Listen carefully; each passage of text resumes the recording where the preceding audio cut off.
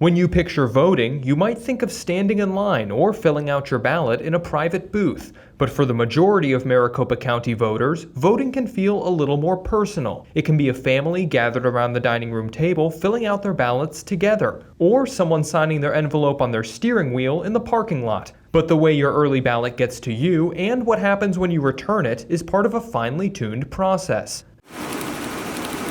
It starts with third-party vendor Runbeck Election Services. Runbeck's facility is right here in Maricopa County, but they provide voting materials for municipalities around the country. Everything here is supersized. Massive rolls of paper used to make ballots and the envelopes they're sent in, and gallons of ink. Maricopa County alone has more than 2.5 million active registered voters, but luckily specialized machines are able to print election materials quickly and accurately. This machine combines all of the pieces that end up in the packet that's mailed to you.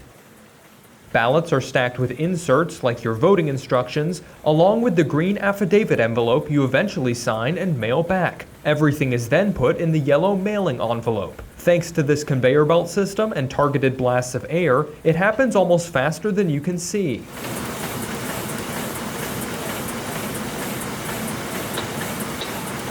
The ballot packets then go through yet another machine, flying along a complex path that separates them for mailing. When the packets go through this machine, they're also measured for thickness, which ensures that the packets aren't missing any inserts. The sorting machine also captures a complete image of the outgoing mail packet for tracking purposes. Millions of ballot packets are boxed up, wrapped on pallets, and then transferred to USPS, with tamper-evident seals on the trucks ensuring the packets are secure. USPS then delivers those ballot packets to registered addresses. This is where you come in. You fill out your ballot, insert it into the green affidavit envelope, sign it, seal it, and mail it back. Just make sure it's in the mail at least a week before Election Day to ensure we receive it by 7 p.m. on election night. You can also use a Dropbox location anytime up until and on Election Day. Teams from Maricopa County collect returned affidavit envelopes from USPS during the early voting period, and also collect them from drop boxes. Those envelopes are securely transported back to Runbeck, then sent through Runbeck's sorting machine again. This does several things. First, it scans the unique barcode on the green affidavit envelope, loading a return to that voter's profile, which prevents someone from voting more than once. Second, going through the sorting machine also captures an image of the outside of the affidavit envelope. This image is what's used during the signature verification process. The physical affidavit envelope isn't in the hands of election workers until after your signature has been verified. Signature verification is the necessary step that links a ballot to the registered voter who cast it. Signature verification workers, who are all trained before starting work, have a record of your past signatures from a variety of sources, such as voter registration forms, all past verified early voting affidavits, and in-person voting sign-ins. The workers then compare those signatures to the image of the signature on your current affidavit envelope. They check loops, slant, writing size, and more, and get an even more highly trained manager involved if they have any doubts. Audits during the process make sure the signatures are being verified correctly.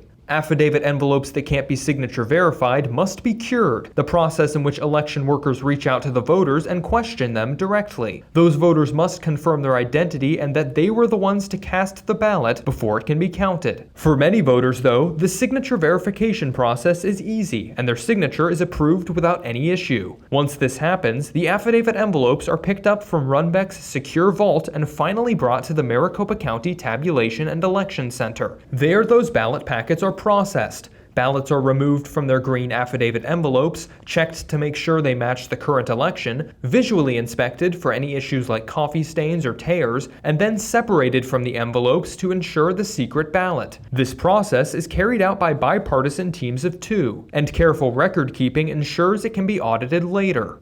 Voted ballots are fed into the large tabulation machines at MCTEC. If there's an issue like a ballot that can't be read or one that has an overvote, which is when a voter fills out more bubbles for a race than are allowed, the ballot will go to adjudication. A team of 2 workers, a Democrat and a Republican, will evaluate the ballot to determine the voter's intent on a questioned race. Both members of the team have to agree on any decision made.